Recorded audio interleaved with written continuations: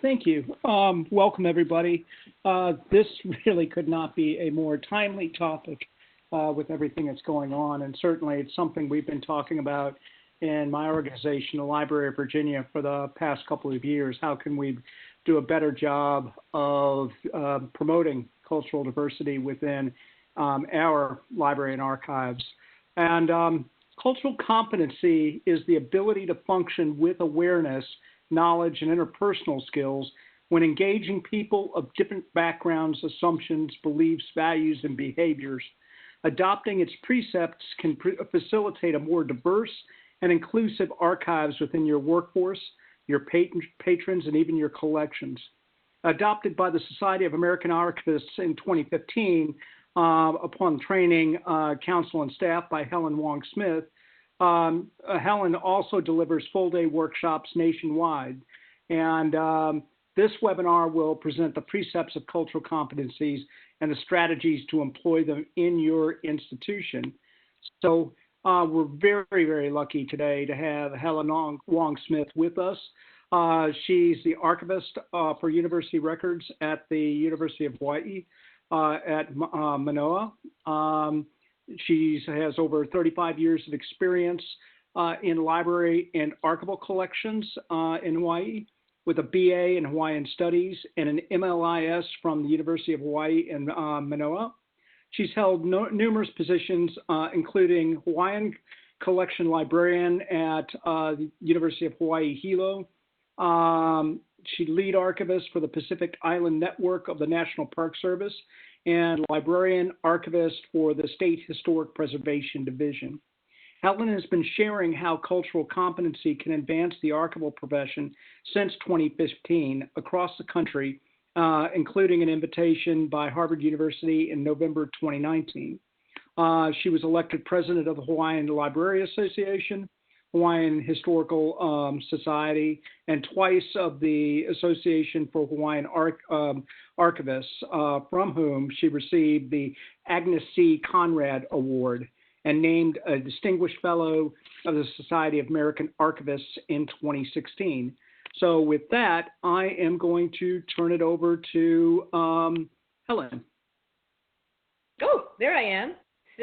Standing next to the Library of Congress card catalog drawer for the territory of Hawaii when I was born during the territory. Okay. Aloha, mahalo, John. Thank you very much. We can go ahead, and because I don't have the capability to manage the slides, I'm going to have to do the old-fashioned way and say, next slide, please. I'll just say, slide, John. Okay. Okay, so aloha, everyone. When I greet you with aloha, it's not a gimmick to distinguish myself as a native of a desired destination vacation spot. But it's a cultural identity with its own set of mores, responsibilities, and traditions. So how can the opportunities to enrich the body of knowledge in your repositories be achieved if you're unable to effectively work and communicate with the diversity of cultures? And this is not limited to ethnicity, cultures around you. So as John mentioned, while I was on council, they kept talking about this mega issue. And I was too embarrassed, based on my culture, to say, what's the mega issue here? But rather found that it was diversity. And they had some very good activities. The diversity reader was one, and there were several activities that they had done, but they kept grappling with it like it's just too big. And, we all know ALA has an office of diversity, and we don't have that in SAA. So I recommended, rather than try to tackle it holistically, a small chunk would be cultural competency. And with this tool, this framework of cultural competency, it will achieve or promote more diversity and inclusion, both within our staffs and our collections and who we serve. It's universal. So fortunately, they said, okay, we'll do a little intro. I did a little, like a 90-minute intro. They said, great, do a full-day workshop, what you would recommend. And that's how it all came about. So when you consider, there's all different ways of achieving or going toward the goal of increasing diversity and inclusion in archives. But when you consider that there's an increased acceptance of this framework of cultural competency in the archives and allied professions, so most recently is the formation of Building Cultural Proficiencies for Racial Equity Framework Task Force, and this is comprised by ARL, ALA's Office of Diversity, and the Public Library Association. So when you consider that in concert with SAA's allowing me to provide the full-day workshop, and not more importantly, but significantly, the Academy of Certified Archivists Board has formally passed a motion to establish cultural competency as a new domain. So right now they've asked me this is something Rebecca Hankins and I proposed to them. And I think this is the first time in their history that they're going to accept a new domain. And so there's going to be a cultural competency task force to determine how we're going to appropriate the application toward addressing this, whether it's going to be a brand new separate domain or integrated into all the existing domains. So especially for those of you who make an certified archivist as a recommendation or one of the preferred desirable qualities for employment, this is a nice thing to know that ACA is going to do this. Okay, next slide, John.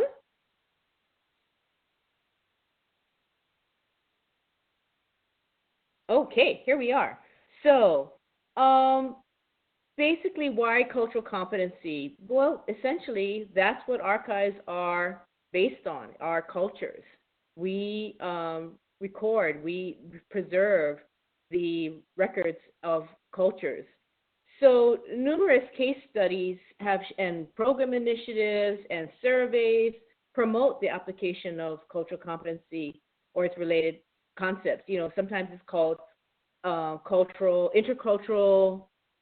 competency or cultural appropriateness or cultural intelligence, but they all go toward the goals of increasing diversity, inclusion, and equity.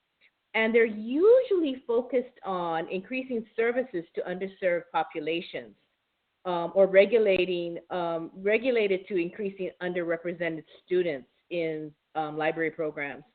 The literature seldom speaks on retention, and when it does, it speaks of the lack of awareness by the white-centered dominance of the library and archival profession and how it impacts people of color. So those are all very notable and worthy efforts.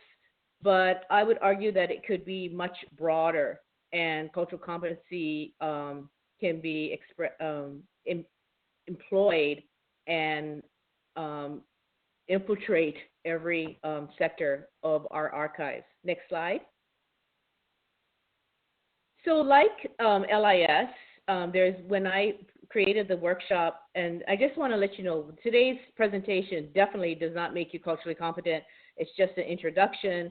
My full-day workshop doesn't make you culturally competent, but this is just the tip of the iceberg for introducing why I would encourage you to embrace cultural competency training. So when you consider that we're behind, cultural competency is something that is very accepted, was early adopted by the medical profession, social science, social workers, and such. For obvious reasons. I first taught it when I was the librarian for the College of Pharmacy. And when I started teaching it, a friend of mine, who I'll be quoting later on in this presentation, said, "Oh, you just want to do it so you can get the Vietnamese to take their medicine." I'm like, "Oh, no, there's so many more applications to this." So when you look at some of these comments by Alexandra Rivera, you can see the importance of applying cultural competency to us as well. So creating organizations that are diversity competent is not an altruistic wish, but rather a business strategy to ensure our workforce reflects and represents and is responsive to the communities with whom we collaborate and serve. The goal may seem daunting, but it can be less so through the implementation of expert tools. And there are tools out there. AACRL has the cultural competency standards. There are a lot of different tools out there. So it's not like I'm prescribing one approach. I just want to tell you a little bit, enough about it so that you can see how it might benefit you. Kimberly Black calls for a strategy to improve the quality of service to diverse communities. In that, she says that there is a need. The LIS literature calls for this need, and I argue that this need is amplified when searching for interventions which can address the application, selection, and retention of archivists from underrepresented populations. Next slide. So while cultural competencies have been incorporated into the other fields that especially psychology and social work, it's been more recently adopted by the LIS profession. In fact, in 1999, so that was, 21 years ago, John Berry addressed at the National Conference of African American Librarians, his address was entitled Culturally Competent Service to Women and People of Color.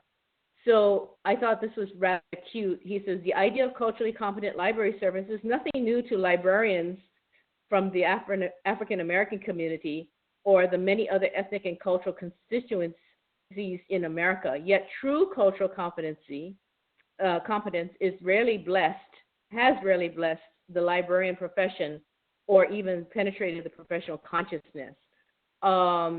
I was doing a lit search on cultural competency, and what kind of worried me, and it's very indicative, is the Asian archivist group had said, to be culturally competent, get over your reticence about speaking in public speaking to large audiences, and you got to do this. You have to abide by the dominant culture and be more like the other archivists. And I went, oh, let's just ignore. How about if we consider that sometimes a particular culture is not comfortable in speaking to large audiences, and they should be that should be acknowledged and accepted.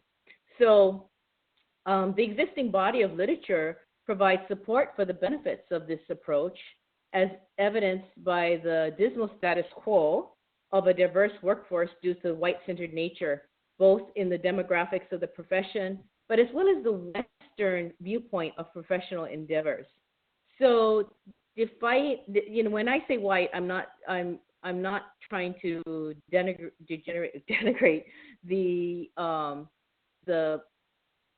a particular ethnicity or anything like that. It's just a matter of fact that this is what our profession is, the predominance of our profession. And a colleague had said, when I first entered the profession, it was basically white males, and now it's white females, and this is white male speaking. And I thought that was that was his argument for saying why he felt that the salaries had gone down and such. So there's a lot of different nuances and demographics that we have to consider, and why diversity should be achieved. So despite the calls from for instance, IFLA, goals to address multiculturalism, and that was stated over 20 years ago, and their statement included to combat racism among library workers and management, and promote an enlightened approach to racial matters in the library services. Despite that call, the literature reveals a lack of efforts to address the first part of that statement, and facets of retention of professionals of color or other underrepresented cultures are varied, including microaggressions, which has been the talk lately, And they must endure, these professionals of color, they must endure these microaggressions, which often manifest in the lack of recognition for their professional academic efforts by the predominantly white tenure or promotion committees. So recognizing the unbalanced onus placed on the professionals of color in this homogeneous environment, there exists few avenues for them to articulate these experiences and how they impact them. So that hits your retention issues. So next slide, John. So here are all the problems, then why cultural competency? And as John previously read, this is what cultural competency is. This is my definition of it. There are several out there, like standards. There's several for you to choose from. But this is what, if you have cultural competency, you have this ability. And you'll notice that it's not saying that you know everything about all cultures. You can't possibly know that. But it's this ability to function with awareness. So why are we doing this? Next slide, John.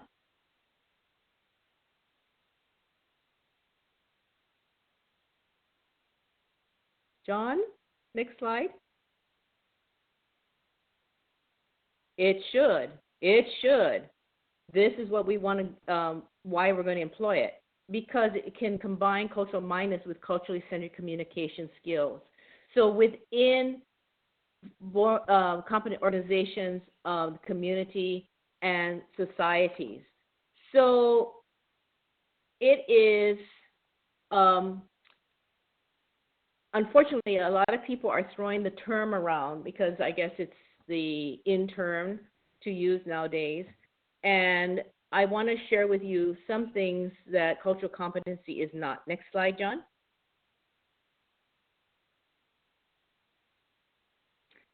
So hopefully you can see the graphics, the words, they learn how to say gracias and we're supposed to be thankful. So what cultural competency is not is outreach to a culture, telling them about the holdings in your collection regarding their culture. I had come across an article that says, oh, we're practicing cultural competency. We did this outreach. We've never done this outreach before, and we told them all about what we have, how it can help them. That's not cultural competency. That's a form of outreach, and bravo for taking that leap, something that group had probably never done before. But just by providing this outreach is not a practice of cultural competency. Or working with one culture, assuming you know all about the related cultures. So, for instance, if you've worked with a Vietnamese population and you say, oh, yeah, we know all about Asians, that's not cultural competency. Okay, next slide, John. So, cultural competency is often represented as a continuum. And there's 6 parts of this continuum, or this particular one that I've selected. And so cultural destructiveness would be a conscious effort to use your power to destroy cultures that are different from your own. And especially this nobody's going to admit this. This is why I do not give pre-workshop tests or evaluations that say, I, destroy or I ignore other cultures, because nobody's going to admit this. But you will hear people say, I think I know what's best for others. I know what's best. We are all that is, we know what's important. We're the experts. And so they should be listening to us. So that would be more cultural destructiveness. We know which records to keep, or we know which records to digitize and make available online. We're the experts, we know that. And then incapacity is that I know there's something out there, but I don't have the capacity. I don't have the support by administration to do this. And I would argue that you don't need the support. Sometimes it is just a matter of your actions and not sometimes, always, many times it's your actions are going to determine cultural competency. So, sometimes you say, I'm I'm unwilling to be useful to others. We take care of our own. We got to take care of our own professionals. We got to take care of our group here. We can't be going out and figuring how to be more diverse because we got to take care of those people we have here. So, and some people, even what I love is the denial or the indifference, and they say, "All people are the same. Just treat everybody the same. It's all good." So those are that's denial or indifference, and studies and experiences have shown that that is not the case. That you have to take, you really should acknowledge the differences in people. Next slide, John. And so pre-competence would be a realization that your responses to cultural differences are more often than not culturally destructive or, sometimes microaggressions. But you're trying to understand how to respond competently. And this is where I would argue that many institutions will have nice written policies, but there's limited actions. And that's why I'm wary of policies and saying we adopt a diversity, and there's nothing to back that up. We are dedicated to, hold on a second, I have to turn off for a second my video. Okay, stop my video. All right, go. So this is something that I would encourage you to acknowledge, that sometimes you want to do it, and just having a policy or a statement in your mission statement is not enough. So the next part would be I hold a commitment. The next part in the continuum would be I hold a commitment to social and economic justice, and you foster mutual adaptation to the differences to create environments that are beneficial to all. So the progression on this continuum can be achieved with the following skills. That you hold different cultures in high esteem, and it's your organizing frames of reference. This is where you're coming from. It's a foundation that you acknowledge that, and you accept that, and that you understand that the relationships between individuals, groups, and organizations, or systems and all, can be increased by recognizing these differences. So your efforts are optimal, universal, inclusive, and proficient. Okay, next slide, John. So there's a combination. I've got social groups and diversity of human experience, and there's sort of an overlap. One could argue that what I have here in this slide on diversity of human experience could be also a social or cultural group. So these are just some of the diversity of human experience. There's nothing we can do about our ethnicity. There's very little we can do about our upbringing, or definitely the physical disabilities. And I would encourage you, the Journal of Western Archives, which is totally online, open source, they had 2 special issues, and you can recognize from this diversity of human experience that many times a particular culture will experience more than one of these. You're definitely not regulated to just one of these. So for instance, one of the special issues is the Native American Archives. And I would say that, you can definitely attribute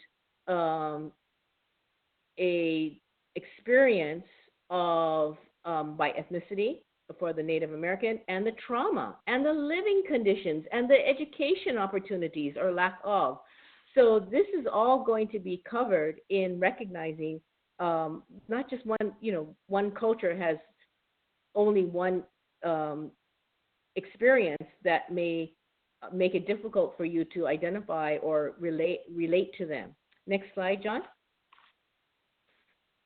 So social cultural groups, again, Tongan is an ethnicity. So, you've got all of these different groups. And then you need to identify, sometimes when I ask people, what is it that you have been experienced yourself? And people have a hard time. And then one woman said, you know what, my weight. I get treated differently because I'm overweight. So the other issue of the special issue of the Journal of Western Archives is one that was published in 2019 that is called the Diversity, Inclusion, and Cultural Competency Special Issue. And it was not until I was a guest editor for that, it was not until I reviewed the submissions that I saw caregivers. I mean, talk about having to, with the characteristics of our profession, where you have many temporary positions that are grant funded, and you have you're so regulated sometimes that caregivers need that flexibility, and they are not able to have either be hired, or they would probably need 30 hours a week instead of 40 hours a week, or a flexible schedule, and God forbid this impacts their promotion. So these are some of the social cultural groups that I would encourage you to investigate as well. Okay, next slide, John. So what I would like to do is have you take a second. We'll give you 30 seconds on the clock, if I can get a clock here. And I want you to think about if you've been a recipient of cultural stereotyping. You've seen some of the examples. So, for instance, I've been the victim of several of the EEO violations. When you've been around as long as I have, they're going to come. And those included gender and ethnicity, twice for ethnicity. And recently, I thought this was interesting, I've been recently lumped with older archivists who don't understand the challenges that millennials go through. And I had to counter that one because I would argue that ageism is definitely a cultural stereotype as well. And I sure didn't appreciate what I've gone through. I didn't appreciate being called out for being the recipient of favored of any favors in our profession. So I'll give you a few minutes to, if you're with somebody, please share with them. And if you're by yourself, just think about, based on some of the examples that I gave you, of if you've been the recipient of cultural stereotyping. Okay, go.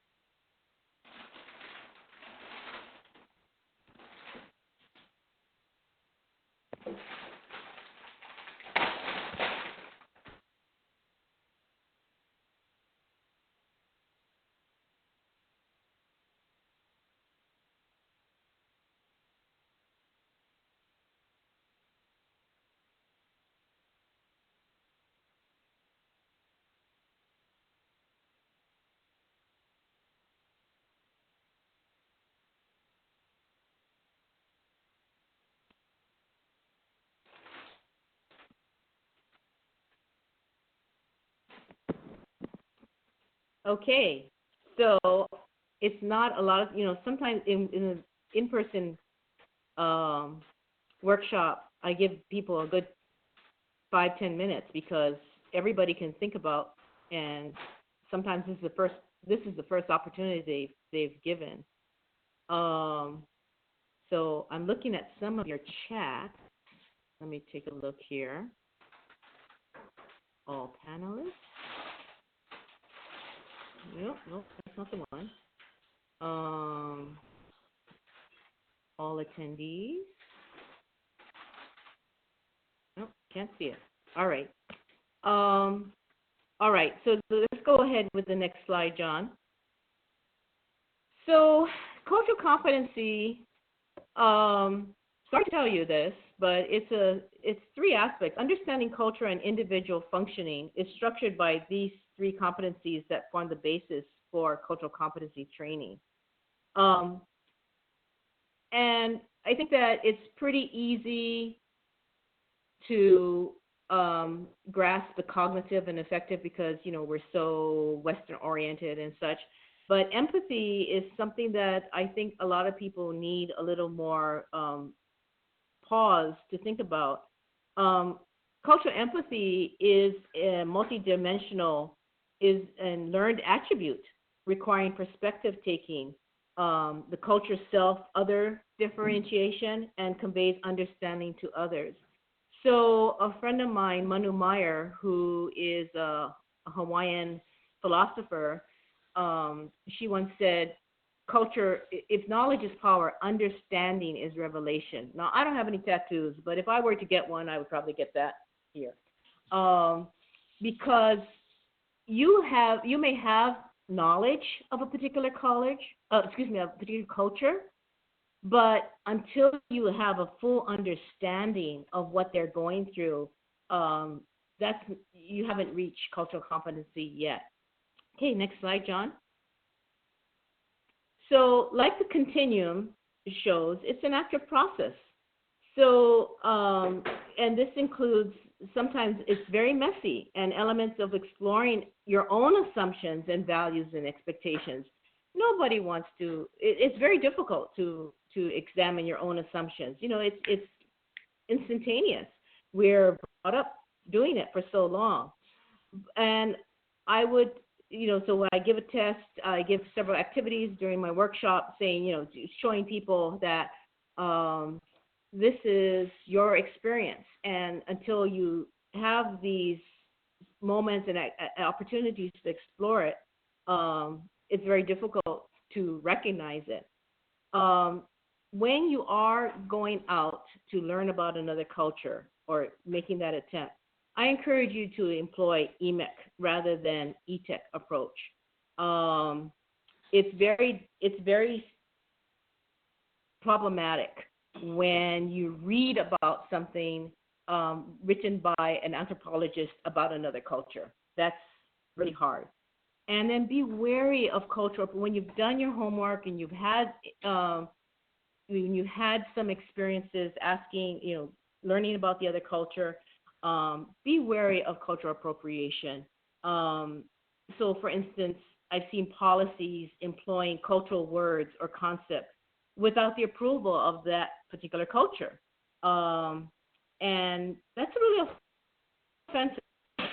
So just throwing in a few smatterings of certain words in your policies doesn't do it. I've witnessed, to give an example, I've witnessed too many who come to the islands with academic knowledge of the Hawaiian nation and assume by employing Hawaiian words in their conversation makes them culturally competent. Or I know all about the Hawaiian culture. This was said to my son by a professor who's been here for 3 months, and my son being 26, it just went off, and he was like, and it was, can you give an example? Okay, we'll go to that later. Sorry about that. So this is something that I want you to be aware of, is that just learning a tidbit or learning from readings is not really on the way to culture. It's a beginning, it's an introduction, but that doesn't make you culturally competent. Okay, next slide, John. So it's multi-level. This is why I don't like policies that say we are all going to be culturally competent, we're all going to be inclusive, because it starts at the individual. It has to recognize and value diversity, not only within yourself, but the people with who you interact with. That can be your staff, that can be your patrons, that can be your donors, what have you. If you don't recognize where you're coming from and how you do it, then the next level, the respect between individuals, then it's not going to get, when it reaches the organizational level, it doesn't mean anything. So this is something that really has to be addressed sometimes simultaneously. Definitely has to start at an individual level. Next slide, John. So I'm just going to give you 4 skills. There are different ways of approaching it, cultural competency, going on the continuum, but these are 4 skills that I think are very easy to grasp. I like, and I should have included in here, but you may have all seen the cultural iceberg model. This was something that was coined by Edward Hall in 1976. He developed the iceberg analogy of culture. If the culture of a society were an iceberg, then there are some aspects that are visible. Okay, so what are visible? Above the water line, there would be food or dress or language or music. Okay, those are things. But it's the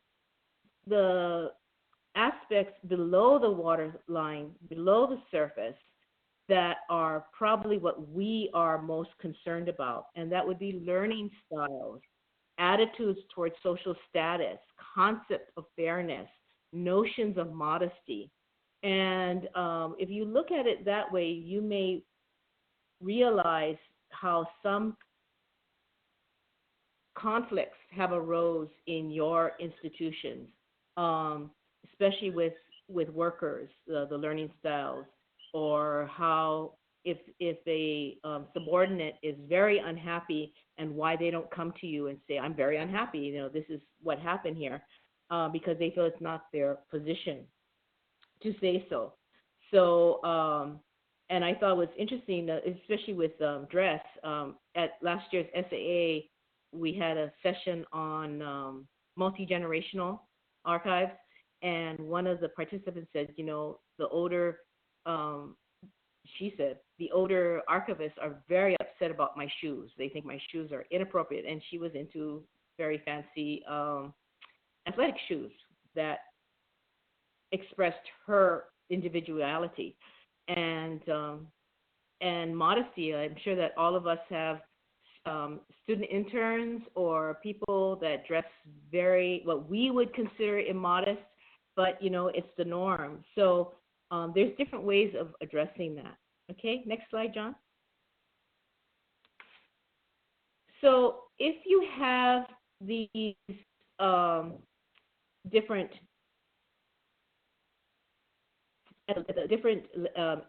expectations. So at the personal level, what you would do is consider how members of other cultures may adapt to fit yours when they get, just to get hired, okay? But then they're unable to maintain, I don't want to call it a facade, it's just their way of getting hired so they can get into your institution. But then in the long run, they have to keep this up or hold it in that, you know, I can't show this part of my culture. And then maybe they receive microaggressions. So this is, after a while, they can't maintain it, and in the long run, they leave, or they perceive a hostile work environment to their culture and even to their knowledge. They might be able to bring, this often happens, they might be able to contribute, but because they have been stymied from doing, expressing their culture, that they think, well, this is not my place to speak about it, so I'm not going to say anything. So these are some of the patterns that will come up. So other influences, they could contribute. Consider these aspects of culture for observation and understanding. History, social status, intra and intergroup, value orientations.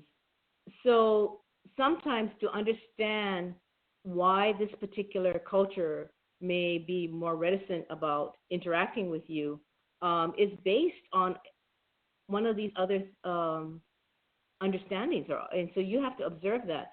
So to give you an example, my father used to tell me, he's Chinese, and he would say that, oh, the Filipinos prefer working with me over the Japanese agents. due to the way they were treated by Japanese in World War II. That may have nothing to do with today's generation, but some grew up hearing that, like, don't trust the Japanese, they did this to your grandfather and what have you. So those are the types of things that I would encourage you to be aware of. So it's just an idea of there are so many different influences that people have. Okay, next slide, John. So understand the barriers. These are interpersonal barriers that often occur. Often, where I live, people with dreadlocks or smell of patchouli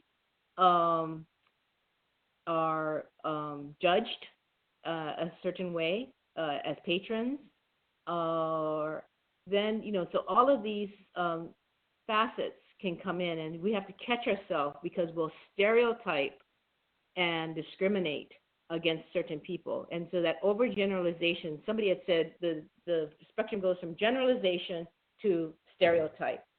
So one that I recently learned of was the okay boomer. And I was like, what in the world?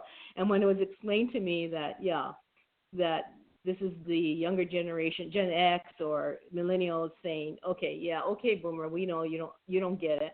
So these are stereotypes and judgments that occur. So I would encourage you to be on the lookout and snap yourself when you find yourself doing this. Okay, next slide, John. So if we do this, if we are able to recognize this and have a more inquiring way of thinking, then this will help us get the cultural mindedness. So you would have, so for instance, a communication way of thinking and communicating. You may have a culture who prefers to make presentations or working with small groups than presenting to a large group. And so they'll be more than happy to take a class and give them instruction in the archives or do a small group, but they're not going to go to a big forum and speak to an auditorium full of people. Now, how's that going to look when it comes to promotion or giving, because more Western way, or being published? They may want to publish something or add something to a local paper instead of a peer-reviewed journal. And the Western way and the academic way is, oh, well, this person is worth more because they got published in a peer-reviewed journal, or they spoke to an audience with, 500 people. Those are cultural differences. They may do much better and have more of an impact when they have an interaction with a small group. So the multi-level and multi-dimensional example would be others may feel that they need to remain in their role. If they're a subordinate, that they feel they may know all about this other culture, but because they are not in a position to, and have not been encouraged to ask about or contribute to understanding this other culture, they will just shut down. They won't give it. A very good example can be found on YouTube. Last year, when I was on the advisory board of the Archives Leadership Institute at Purdue, they call it intercultural competency. But we had a session. It was a scenario that showed a subordinate who was actually a leader in this particular culture, and he didn't say anything, and he had to be finally an assistant archivist had finally realized it, and because of her pulling him out and doing her part to learn about the culture, that there was a increase in cultural competency. So you can find that on YouTube, the ALI 2019 Intercultural Competency. Next slide, John.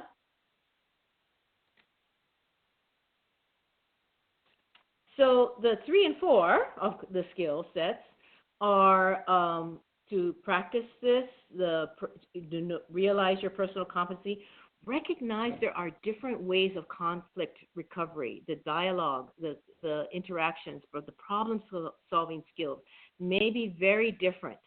I've had too much experience in this, more than I'd like to think about, and sometimes the Western approach of, just tell me to my face, what's the problem, doesn't work for that particular culture. And a lot of it has to do with their position in the organization as well. So you will have to look for and inquire about other approaches, alternative approaches to provide dialogue. There was recently, I'm on a commission for racism and bias for the university system here, and when the university librarian was asking us to give examples, and one woman says, over a webinar, she said, I'm not comfortable doing it this way. I'd like to have another, so she actually articulated that. So, and of course he went, yeah, sure, you can write to me personally, or we can have a, but recognize that your way of conflict resolution or problem solving skills are going to be very different from other cultures. Okay, next slide, John. So how do we practice the skill 3, culturally centered communication skills? Well, these are just some of the ways, and I want to give a couple examples. So for instance, those who may lack a knowledge of newer technologies can easily be intimidated and believe the learning curve is just too great for them to adopt.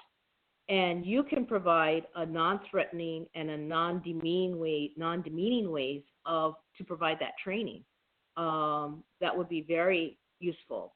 Often you hire somebody because of not their skill set, but their willingness to learn, or other parts that it's interesting because you have people, you have a DQ, MQs when you have a job, or who you're going to be working with your patrons or community collaborators. And these are the times that you realize that they don't meet this, but because of this characteristic, I can teach them that. But then if they are given the same way or assumption that this, you're going to lose them. That'll cause frustration, and that lack of knowledge that they will see as detrimental and think, oh, I don't get this, I got to go find another job, or I can't work with this archives. They don't understand. That's going to cut down lines of communication. So I want to give you an example. In Hawaii, we have an island. It's the only privately owned island, Ni'ihau, that you have to be pure Hawaiian to live there. And so many times, because of its lack of resources, many of the families come to the next island over, Kauai, and go to school there, work there, what have you. Well, I had a student, intern, who is from Ni'ihau, and she was working with us, and one day she didn't show up at all. And so the next time, and she didn't have a cell phone, she caught the bus to, I knew she didn't have a computer at home. So when she did show up the next time, I said, oh, are you okay? What happened? You didn't show up for work the other day. And she said, oh, my auntie wanted me to stay home and help her. So it would be culturally incompetent for me to say, I don't care what your auntie wanted. You were supposed to be here on time, and you weren't here. You didn't even bother to do me the courtesy of calling me. I mean, no, I understand in her culture, family is primary. That comes first. And there's ways of speaking to her to encourage her that if that is to come about, this is what you can do, so I'm not worried about you. So you cannot apply the same expectations. And that's why you don't say all cultures, we're all the same people. So let's be aware of that. Next slide, John. So for organizational, this is the common stages, and I realize this, that it's not state 2, state 3, it's stage, and so on. So sorry about that. And what scares me is that why do we have to wait to stage 2? Why do we have to wait until all of a sudden there's more diversity in our reading room, and they don't act a certain way that we're assuming that they will always, our previous patrons used to act. I took a group of Hawaiian translators to the East Coast a couple of years ago, and when we went to Nara 2, we were in the reading room, and they worked collaboratively, not the Western way of quietly working by yourself, but they were and their voices were low, but it was the first time for several of them to ever see snow. So they were wearing boots and such that they're not comfortable with, and one of the girls kicked off her boots under the table, and one of the staff members came running out and goes, "Whose boots are those?" And she, with her mind, goes, "You got to keep your shoes on in here." And they were like, "Whoa, Helen, what's wrong with this place?" So realize that there are very different cultural practices. One was collaborative working, and the other was taking off her shoes. So what I would say that compare the makeup of your staff and your patrons to the larger demographics of your area. When I started going to the state archives in Hawaii 40 years ago, it was me and white males in there. That's not necessarily, that was just my experience. I'm not saying that's the only people. And as the decades go on, you have more and more people of color conducting genealogy and doing different types of research, not just for publications. But they would often be telling the person at the next table what they were working on, why they were working on. And it was a matter of, in their culture, is that, oh, yeah, I know about so-and-so. He was looking up that same thing. And, oh, talk to Auntie and talk. So this was a much more collaborative and sharing than your normal patrons would be in there. So look at the demographics of your area. Who is it that you're not accepting or making a welcoming place for? And like I say, just having the sign for reference desk in that particular language is not cultural competency. It's a nice start, but it's not the end. Consider possible uses of your collections to determine how they can be used by underrepresented cultures. And that's going to be another way, it's going to require you to think about other uses. So if you find that you hear a lot of news that people are trying to fight or get certain rights, and you know that certain collections in your archives have the information, then make that available. Talk about how this can help people. I would say, if not change, supplement requirements for hire.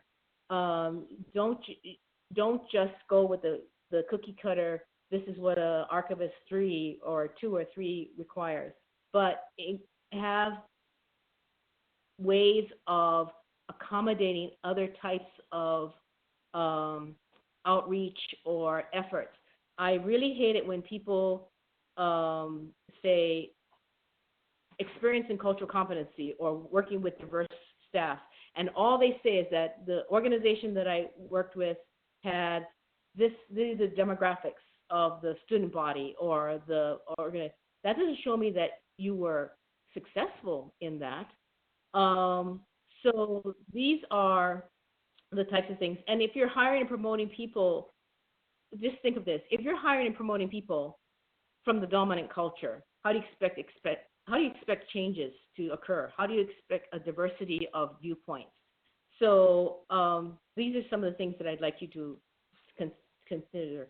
So, okay, so internal organizations, be aware, continue your awareness. So examples would be providing mentoring and coaching in the identification of cultural diversity issues and the resolution of cultural problems. Provide support in the formation of self-help groups and networking among employees. It's been proven that especially when you have a real rigid hierarchy that from this group, but if you start having these networking or creating support groups or even a project. So you have somebody from IT along with somebody who's a paraprofessional, along with, when I went to the University of Hawaii, it shocked me that the librarians would only eat with the librarians and the paraprofessionals would only work with or eat with the paraprofessionals. It was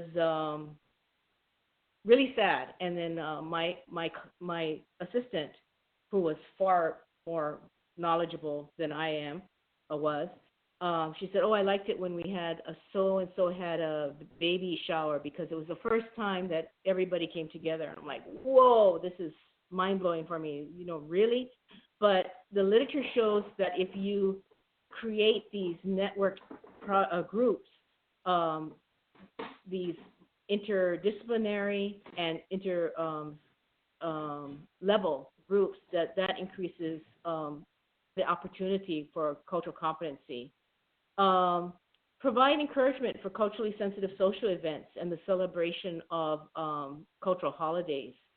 Establish a strategic diversity planning and implementation committee composed of representatives from all divisions, departments, and levels. And establish culturally diverse management and work teams. So if you've got the same people talking together, you're going to have the same results, and there's going to be no new initiatives or actions coming out of it. Okay, next slide, John. So for external organization strategies, one recommendation has been to establish links with at least 2 ethnic organizations, and I would say not necessarily ethnic, but just cultural, for job referrals and for posting your job notices to reach culturally diverse clients and customers. Solicit community input and participation in organization policy making. This initiative implies a comprehensive orientation programs for organization board members or and open access and communication between organization administration and decision makers and community representatives. So many of us are, bound by the state that we're in, and this is going to be something that may or may not require higher up approval. But I would say that a lot of these things can be done without, if you're proactive about doing it, it will come through. Next, John. So these are some of the outcomes of practicing skills 3 and 4, which I would like to think is what we're going toward. And the next slide, John. And this is something you can tell that the only recreational reading I have is the New Yorker, because everything I have is from, all my quotes are from there. This I thought was a very telling way of doing business. So, the American or the Western way is like, we took them out we had a round of golf and, they're going to be fine, or they're in with us, or we went out for drinks and such. And whereas this is a different attitude. This is a different strategy. It's that it's an economic linkage. So it's just an example of how different cultures will have different approaches. What's in it for me, or there's just so many variables that you cannot assume that the way you've done it with your own culture is going to work with all the others. Like, I invited them to dinner or drinks. They didn't want to come. I don't know what to do. There's going to be other ways that you may not have thought about. So next slide, John. So consider that it's not our differences, but it's our inability to recognize and accept and celebrate those differences. And if we can do that, then we will definitely have a more diverse and inclusive workforce, opportunities, and we will be recognized of being more inclusive. Okay, with that, mahalo. We have all of 5 minutes for questions. Thank you, Helen. Yeah, we have several questions already. Let's see. Elaine asked about examples of words in policies deemed to be culturally offensive. Culturally offensive? Offensive, yes. Earlier in your talk, you said something about people say the way different groups are mentioned in policy is sometimes perceived to be culturally offensive or offensive in some way. Yeah, it was interesting because when I gave my workshop, I can't remember where it was, and one of the participants came up and she says, I take offense at the word Caucasian. Caucasian is not a race. It's a made-up word. And I was like, whoa, okay, I'm sorry. And so I would say that you should not use any kind of characteristic verbiage, but rather maybe, how do I say this, underrepresented or, underrepresented, but even minority kind of scares me. I'm trying to think about that. That's a really good offensive. I think what offends me more is that when the cultural appropriation, when people say, oh, this is the certain way of doing this, or we are going to open more to, calling out a particular culture. I think that's really pretty scary. I think you should use more even tone terms like underrepresented and or we will reflect our demographics of our area or our city or our state or something like that, or to encourage diverse users or non-traditional users or something like that.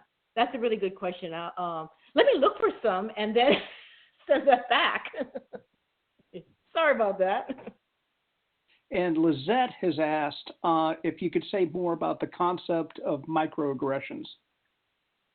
Oh, yeah. So that's a real, this is just a few years now, microaggressions. And I first heard it at SA from Joyce Gabiola. And I went, oh, my God, that's what I've been experiencing my whole life. Microaggressions are often characterized as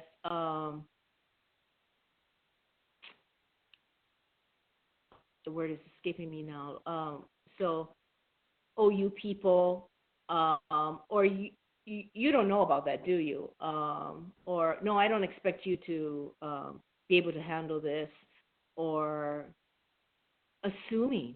Oh, I had a friend of mine, when the movie Jesus Christ came out with what's his name, the Australian actor, and the supervisor actually came to my Jewish friend and she said, "Oh, so your people killed Jesus." I'm like, "Whoa!" So that was a real blatant one. But microaggressions are often characterized by assuming that this particular person or this person is not capable or will do something that is not up to par. So comments on their food, comments that they brought to lunch, comments on their capabilities, especially ageism, constantly saying, oh, yeah, you didn't learn that. Yes, I learned how to format a catalog card. Yes, I did not. I had to learn mark on my own. But those are the types of microaggressions that just eat away day after day, year after year, assuming that somebody is, their difference is a bad thing. And there's a lot of. Oh, go ahead. Go ahead. Sorry, I thought you were done. No, I'm done. We also have a question from Megan, who would like to hear more examples of how to communicate your concerns with someone like your intern, to achieve balance without, insulting them. Yeah. So what I did, for instance, one example, and this is something else that we've been talking about with when we reopen the repository, people who refuse to wear a mask or, I go about it from a place of concern. So when she didn't show up all I said was, oh, okay, yeah, your auntie needed help. I was really worried about you. So if that happens next time, can you give me a call from home? Because I know she has a home phone, or, let me know so I don't worry about you. It's not, you don't come across it, and like I realize that, your auntie comes first before me. I totally get that. So there's ways of communicating. So even with the face masks, and so somebody had said, well, what do you do if a patron is sneezing and coughing and not washing their hands and everything? And I said, I have a box of Kleenex, and I hand it to them with a maternal look on my face. So those are the types of approaches that I employ, instead of giving them dirty looks because they're doing that. So it's more of a, because these things may occur, and I'm not saying you allow them to. A dangerous thing is that people say, oh, well, they're from that particular culture, so we got to let them slide. There are ways of telling them that, I can do this much to accommodate your caregiving schedule, or, the fact that you have this disability, or you have to go express milk right now, whatever it is. But I need you to help me so that I'm not worried about you, or I can explain this to the people who are picking up the slack for you, or something like that. Well, I don't see any other questions. Last call for questions. Give that a second. And if there aren't any, I would like to thank Helen again and hand it off to Lisa for some announcements and other news. Thank you, John, and I'd like to second that. Thank you so much, Helen, for a wonderful presentation. You've given all of us a lot to think about. So now to the commercials, because obviously we can't do this without the commercials.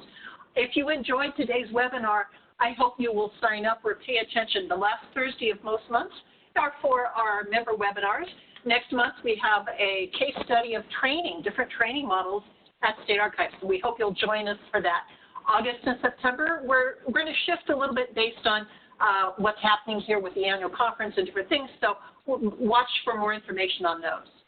Our SERI webinars, I hope you've been participating in those. Now, they're taking a little break here for the summer, but there'll be some stuff coming up soon, and so please watch for those, and we hope you'll sign up and participate with those as well. Naturally, we could do nothing without the support of our sponsors and funders, and so our big thanks goes out to our whole entire group of these people. So again, we thank you all for participating with us, and we want you to stay connected and informed. So there's a lot of ways to communicate with us, and we hope you will. Again, we can only be as good as you help make us. So please use these methods to communicate with us and stay in touch. And we do appreciate your feedback. So after we end this presentation, you'll get a short evaluation survey. Please take it. It really helps the Education Committee as they make the plans for future webinars and programs. So we hope you'll let us know. And so again, everyone, thank you so much today for attending our June member webinar. We hope you stay well, and we'll see you the next time. Thanks so much.